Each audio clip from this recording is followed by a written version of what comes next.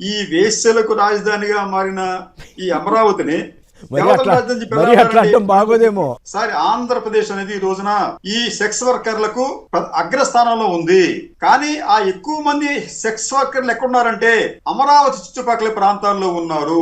సాక్షి ఛానల్లో అమరావతి మహిళలపై కృష్ణంరాజు అనే విలేకరి లైవ్ లో పాల్గొని అసభ్య పదజాలంతో వారిని దూషించారు. అమరావతి దేవతల రాజధాని కాదని, వేశ్యల రాజధాని అని, అక్కడ సెక్స్ వర్కర్లు ఎక్కువగా ఉంటారని వ్యాఖ్యానించారు. యాంకర్ గా ఉన్న కొమ్మినేని శ్రీనివాసరావు అతన్ని వారించే ప్రయత్నం కూడా చేయలేదు. ఇదంతా చూసిన తర్వాత వైఎస్ఆర్ కాంగ్రెస్ పార్టీ నాయకులే వైఎస్ జగన్మోహన్ రెడ్డిని అసహించుకుంటున్నారు. అతని ఆలోచన తీరు, రాజధానిపై అతని ద్వేషం, పార్టీని నడిపించడానికి ఎంచుకున్న వ్యూహాలు చూసే పార్టీకి దూరమవుతున్నామని కొందరు నాయకులు చెబుతున్నారు. ఓవైపు రాష్ట్రాభివృద్ధికి నిరంతరం చంద్రబాబు, పవన్ కళ్యాణ్, లోకేష్ కష్టపడుతుంటే వారిని చూసి కూడా జగన్ బుద్ధి తెచ్చుకోవడం లేదని, ఆ పార్టీలో ఉంటే తమకు భవిష్యత్తు ఉండదని అర్థమవడంతో ఆ పార్టీకి దూరంగా జరుగుతున్నామన్నారు. సాక్షి ఛానల్లో వచ్చిన కార్యక్రమంపై డిప్యూటీ స్పీకర్ రఘురామకృష్ణంరాజు డీజీపీకి ఫిర్యాదు చేశారు.